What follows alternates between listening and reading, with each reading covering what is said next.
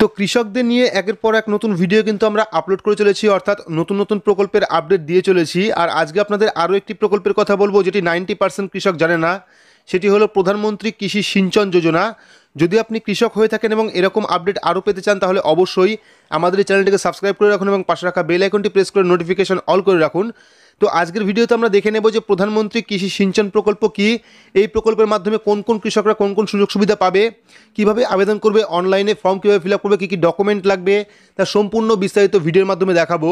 তো ভিডিওটি সবার জন্য খুবই গুরুত্বপূর্ণ, অবশ্যই শুরু থেকে শেষ পর্যন্ত দেখবেন।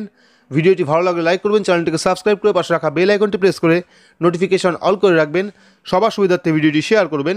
তো চলুন শুরু করি। তো সবার প্রথম আমরা দেখে নেব যে প্রধানমন্ত্রী কৃষি সিঞ্চন প্রকল্প কী এবং এই প্রকল্পের মাধ্যমে কৃষকরা কোন কোন দিক থেকে উপকার পেতে পারে বা সুযোগ সুবিধা পেতে পারে, এবং তারপর আমরা দেখাবো যে অনলাইন আপনারা কীভাবে ফর্ম ফিল আপ করবেন এবং কী কী ডকুমেন্ট লাগবে।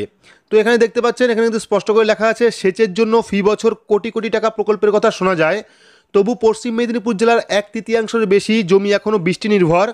কেন্দ্রের নতুন প্রকল্প প্রধানমন্ত্রী কৃষি সিঞ্চন যোজনাতে এই সমস্ত জমিতে জল পৌঁছে দিতে উদ্যোগী প্রশাসন। রাজ্যের 4টি জেলায় এই প্রকল্পের কাজ শুরু হয়েছে প্রাথমিকভাবে, দক্ষিণ 24 পরগনা, জলপাইগুড়ি, বাঁকুড়া ও পশ্চিম মেদিনীপুর। তো পশ্চিম মেদিনীপুরের জেলাশাসক জগদীশ প্রসাদ মিনার আশ্বাস দেন এই প্রকল্প বাস্তবায়িত হলে সেচের সমস্যা থাকবে না এবং কৃষিতেও কিন্তু উন্নতি হবে। অর্থাৎ এই যে সিঞ্চন প্রকল্প, এই প্রকল্পের মাধ্যমে কিন্তু কৃষকরা চাষের কাজে খুব উপকৃত হবে এবং সেচের জল কিন্তু পেয়ে যাবে, অর্থাৎ সেচের জন্য কিন্তু আবেদন করতে পারবে। এবং তারপর এখানে দেখুন প্রশাসনিক পরিসংখ্যান অনুযায়ী পশ্চিম মেদিনীপুর জেলায় মোট চাষযোগ্য জমির পরিমাণ 5,15,210 হেক্টর, তার মধ্যে বৃষ্টি নির্ভর জমির পরিমাণ 2,37,955 হেক্টর। সেচের সুযোগ রয়েছে এমন জমির পরিমাণ 3,57,255 হেক্টর। তো মেদিনীপুর শহরের কাছে মোহনপুর কাঁসাই নদীর ওপরে অ্যানিকেট বাঁধ 2007 সালে ভেঙে পড়ে, এখনও তা তৈরি না হলেও ওই বাঁধের ওপর নির্ভরশীল মেদিনীপুর সদর, কেশপুর, খড়গপুর 1, 2 এবং 2 ব্লক, পিংলা এবং ডেবরা ব্লকের 87,000 একর সেচ জমি। তো আশা করছি বোঝাতেই পেরেছি যে পিএম কিষাণ সিঞ্চন প্রকল্প কিন্তু একটি সেচ প্রকল্প, অর্থাৎ কৃষকদের জন্য এই প্রকল্প। তো এবার যারা যারা আবেদন করতে চাইছেন এই প্রকল্পের মাধ্যমে তারা কীভাবে আবেদন করবে, ভিডিওর ডেসক্রিপশন বক্সে আমি একটি লিঙ্ক দিয়ে রেখেছি, যে লিঙ্কে ক্লিক করলে কিন্তু আপনার সরাসরি এই ওয়েবসাইটে চলে আসবেন, অর্থাৎ প্রধানমন্ত্রী কৃষি সিঞ্চন যোজনা বা PMKSY। ঠিক আছে, তো এখান থেকে কিন্তু আপনারা এই প্রকল্পের জন্য আবেদন করতে পারবেন। ঠিক আছে, তো এখানে দেখতে পাচ্ছেন প্রথমে চলে এসেছে ফার্মার রেজিস্ট্রেশন। তো যারা নতুন ফার্মার বা যারা নতুন রেজিস্ট্রেশন করবেন তারা কিন্তু এখান থেকে রেজিস্ট্রেশন করতে পারবে। এখান থেকে আপনারা ফার্মার আইডি পেয়ে যাবেন, অ্যাপ্লিকেশান অ্যাকনোলেজমেন্ট নাম্বার পেয়ে যাবেন বা স্লিপ পেয়ে যাবেন, অ্যাপ্লাই ফর PMKSY স্কিম, অর্থাৎ রেজিস্ট্রেশনের পরে কিন্তু আপনারা অ্যাপ্লাই ফর PMKSY স্কিমে অ্যাপ্লাই করতে পারেন। অর্থাৎ প্রথমে ফার্মার রেজিস্ট্রেশন করতে হবে, তারপরে কিন্তু আপনারা অ্যাপ্লাই ফর PMKSY স্কিমে আবেদন করতে পারবেন। আবেদন করার পর আপনার অ্যাপ্লিকেশন স্ট্যাটাস দেখতে পারবেন, ঠিক আছে, রিপোর্ট করতে পারবেন এবং যাবতীয় কাজ করতে পারবেন। তো আমরা দেখাবো যে রেজিস্ট্রেশন কীভাবে করতে হয় এবং আপনারা অ্যাপ্লিকেশন কীভাবে করবেন। তো আমরা কী করবো, প্রথমে কী করবো, ফার্মার রেজিস্ট্রেশন অপশনে ক্লিক করবো। ক্লিক করলে কিন্তু পরবর্তী একটি পেজ ওপেন হবে। সেখানে দেখুন এখানে চলে এসেছে সিলেক্ট ইউজার টাইপ। তো যেহেতু আমরা নতুন আবেদন করব সেক্ষেত্রে আমরা কি করব, নিউ ইউজারে ক্লিক করব। তো যদি আপনার আগে থেকে অ্যাকাউন্ট থাকে সেক্ষেত্রে আপনি এক্সিস্টিং ইউজারে ক্লিক করতে পারেন। ঠিক আছে, তো আমরা এখানে নিউ ইউজারে ক্লিক করব। ক্লিক করার পর কিন্তু পরবর্তী আরও একটি পেজ ওপেন হয়ে যাবে, যেটা হলো ডিপার্টমেন্ট। তো এখান থেকে আপনার ডিপার্টমেন্ট সিলেক্ট করতে হবে। তো এখান থেকে আমরা এগ্রিকালচার সিলেক্ট করব। সিলেক্ট করার পর এখানে অ্যাপ্লিকেশন টাইপ, ঠিক আছে, তো অ্যাপ্লিকেশন টাইপ আপনারা কী করবেন, এখান থেকে ইন্ডিভিজুয়াল সিলেক্ট করবেন। তো 1, 2, 3, 4, 5, 6, 7, 8 নাম্বার যে অপশনটা ইন্ডিভিজুয়াল। তো যদি আপনি কৃষক হয়ে আবেদন করেন সেক্ষেত্রে আপনি ইন্ডিভিজুয়াল সিলেক্ট করবেন। সিলেক্ট করার পর অ্যাপ্লিকেন্ট ক্যাটাগরি, তো অ্যাপ্লিকেন্ট ক্যাটাগরি কী হবে, জেনারেল ফার্মার। ঠিক আছে, তো এখানে জেনারেল ফার্মারে ক্লিক করবেন। ক্লিক করার পর অ্যাপ্লিকেন্ট নেম, তো যিনি আবেদন করছেন তার ফুল নেম, অর্থাৎ নাম দিয়ে পদবি দিয়ে এখানে লিখে দেবেন। লিখে দেওয়ার পর রিলেশন, অর্থাৎ সন অফ বা ডটার অফ বা ওয়াইফ অফ, সেটা লিখে দেবেন। লিখে দেওয়ার পর এখানে নেম ইন লোকাল ল্যাঙ্গুয়েজ, তো যদি আপনি এখানে ইংলিশে টাইপ করেন সেক্ষেত্রে কিন্তু অটোমেটিকলি বাংলায় এখানে কনভার্ট হয়ে যাবে, এটা আপনাকে কিছু করতে হবে না। অর্থাৎ আপনি ইংলিশে লিখবেন, সেটা কিন্তু বাংলায় কনভার্ট হয়ে যাবে। ঠিক আছে, তো কনভার্ট হয়ে যাওয়ার পর এখানে অ্যাপ্লিকেন্ট সোশ্যাল স্ট্যাটাস, তো এখান থেকে আপনারা বিসি না জেনারেল না মাইনরিটি জেনারেল সেটা সিলেক্ট করবেন, বা ওবিসি এসটি সিলেক্ট করবেন।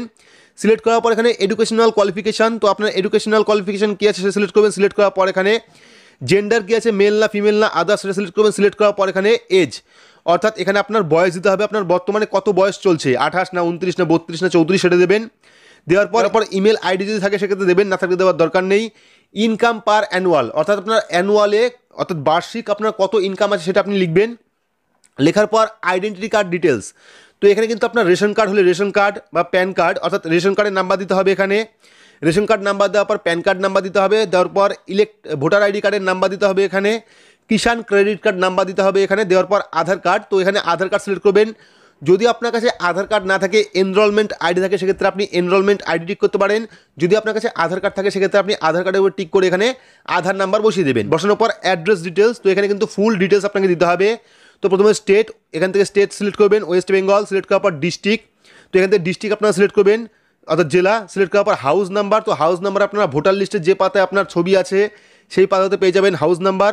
স্ট্রিট বা লোকেশন, এখানে আপনার রাস্তার অ্যাড্রেস দেবেন, দেওয়ার পর ব্লক, মন্ডল বা তহসিল, এখান থেকে আপনার ব্লক সিলেক্ট করবেন, সিলেক্ট করার পর পিনকোড, আপনার এলাকার যে পিনকোডটি আছে সেই পিনকোডটা দেবেন।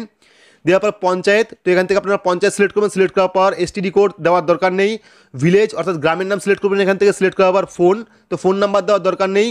হ্যাবিটেশন অর্থাৎ আপনার এলাকার নাম দেবেন, দেওয়ার পর মোবাইল নাম্বার, আপনার যে মোবাইল নাম্বারটা বর্তমান চালু আছে সেই মোবাইল নাম্বারটা দেবেন। দেওয়ার পর এখানে ব্যাঙ্ক ডিটেলস, তো প্রথমে ব্যাঙ্ক নেম সিলেক্ট করবেন, এখান থেকে কোন ব্যাঙ্কে আপনার অ্যাকাউন্ট আছে সেই ব্যাঙ্ক নেম সিলেক্ট করবেন, সিলেক্ট করার পর ব্যাঙ্ক ব্রাঞ্চ নেম, তো এখানে আপনার ব্যাঙ্কটা কোন ব্রাঞ্চে অবস্থিত সেটা সিলেক্ট করবেন, অর্থাৎ ব্রাঞ্চ নেম দেওয়ার পর ব্যাঙ্ক আইএফএসসি কোড, তো এখানে আপনার ব্যাঙ্কের যে আইএফএসসি কোডটা আছে সেই আইএফএসসি কোডটা দেবেন।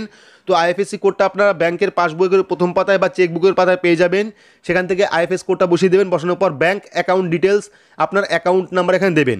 দেওয়ার পর এখানে please upload JPEG PNG format 200 কেবির মধ্যে, অর্থাৎ এখানে কিন্তু আপনার নিজস্ব একটা ফটো আপলোড করতে হবে, নিজের ফটো পাসপোর্ট সাইজের ছবির ফরম্যাট হতে হবে জেপিজি বা পিএনজি ফরম্যাটে 200 কেবির মধ্যে, ঠিক আছে। তো এখানে চুজ ফাইলে ক্লিক করবেন, ক্লিক করলে আপনার গ্যালারি ওপেন হয়ে যাবে, সেখান থেকে কিন্তু আপনারা এখানে ফটো আপলোড করতে পারবেন। ফটো আপলোড করার পর আপনারা কী করবেন, সাবমিট অপশনে ক্লিক করবেন।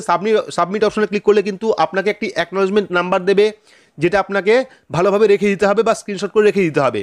তো যখন আপনার রেজিস্ট্রেশন কমপ্লিট করে ফেলবেন, অ্যাকনোলেজমেন্ট নাম্বার পেয়ে যাবেন, আপনার টোটাল কমপ্লিট হয়ে যাবে। তারপর আপনি কি করবেন, এখান থেকে অ্যাপ্লাই ফর PMKSY স্কিমে ক্লিক করবেন। ক্লিক করলে কিন্তু আপনার সামনে আরও একটি নতুন পেজ ওপেন হয়ে যাবে, অর্থাৎ প্রথমে আপনাদের রেজিস্ট্রেশন করতে হবে। রেজিস্ট্রেশন করার পর অ্যাপ্লাই ফর PMKSY স্কিমে ক্লিক করতে হবে। ক্লিক করার পর কিন্তু এখানে আপনার সিলেক্ট করার পর বেনিফিশিয়ারি রেজিস্ট্রেশন নাম্বার, তো আপনি যখন প্রথম ফার্মার রেজিস্ট্রেশন করলেন, সাবমিট করার পর যে অ্যাকনোলেজমেন্ট নাম্বার বা রেজিস্ট্রেশন নাম্বার আপনাকে দিল, সেই নাম্বার দিয়ে কিন্তু এখানে গেট ওটিপিতে ক্লিক করলে আপনার রেজিস্টার ফোন নাম্বার একটি ওটিপি সেন্ড করবে। ওটিপি দিয়ে ভেরিফাই করলেই কিন্তু আপনার সামনে একটি ফর্ম ওপেন হবে, যে ফর্ম দিয়ে কিন্তু আপনারা প্রধানমন্ত্রী কৃষি সিঞ্চন যোজনা প্রকল্পে আবেদন করতে পারবেন অনলাইনে, এবং আবেদন করা হয়ে গেলে পর কিন্তু আপনি এখান থেকে তার স্ট্যাটাস এবং ফার্মার আইডি সবই ডাউনলোড করতে পারবেন। বিডিও অফিসে বা কৃষি দপ্তরে গিয়ে অফলাইন ফর্মের মাধ্যমে করতে পারেন বা অনলাইনের মাধ্যমেও করতে পারেন। তো এই ছিল আজকের আপডেট। তো আপডেটটি আপনার কেমন লাগলো অবশ্যই কমেন্ট বক্সে কমেন্ট করে জানাবেন। ভিডিওটি ভালো লাগলে লাইক করবেন, চ্যানেলটিকে সাবস্ক্রাইব করে পাশে রাখা বেল আইকনটি প্রেস করে নোটিফিকেশন অল করে রাখবেন। সবার সুবিধার্থে ভিডিওটি শেয়ার করবেন। তো আজকের মতো এইটুকুই, ধন্যবাদ।